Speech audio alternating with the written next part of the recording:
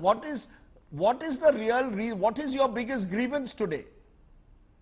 I think right now why this violence is continuing is probably the inquire withdrawal of staff, for instance. You know, in the hill areas, the armed groups have come under suspension of operations, but AFSPA is still in post. But AFSPA is taken away from Imphal Valley, where most of the militants are demanding separation from Indian state.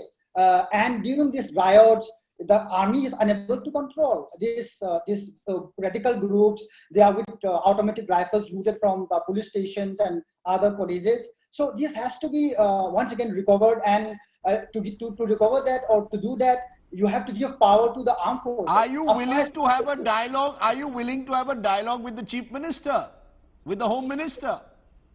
You know, we can have a dialogue with the Home Minister, but not with the Chief Minister, who is who is only propagating only one a kind of ideology or one kind of sentiment.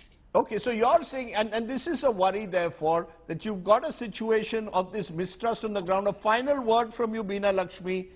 Do you believe ordinary citizens will eventually tire of this violence? This is Manipur returning to the worst days of the past, something we thought the state had put behind it.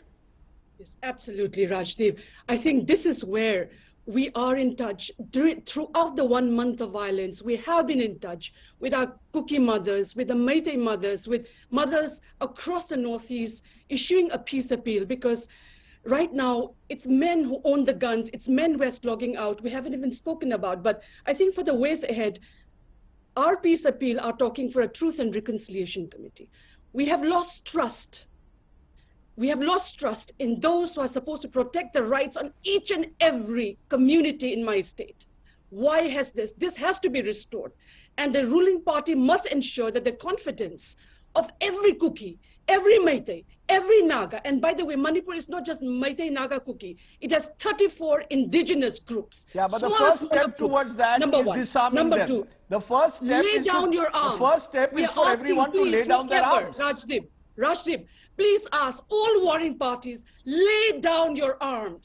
We cannot have a community, we cannot build our democracies where arms are rampant in our communities, when there is, right now, Manipur is now being a part of the Golden Triangle, Golden Pentagon, producing 10% of the world's heroin.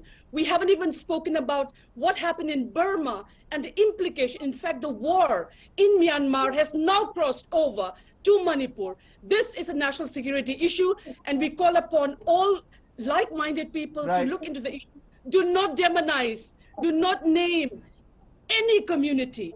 Kukis, Meiteis, Nagas, we have to live together. You know, those are fine words, ma'am. I take your sentiment, but the fact is, the first thing towards that is every group agreeing to lay down arms. The kind of arms that are there make it almost impossible at the moment to ensure a peaceful resolution. That is the first step. That's the first challenge in a way before the armed forces which are doing this crackdown, and before Home Minister Amit Shah, who is now in Manipur. It's a challenge in a way for Mr. Shah. Should he have moved in earlier? There can be different views on that, but clearly the government, both at the center and the state, needs to really wake up to what's happening in Manipur.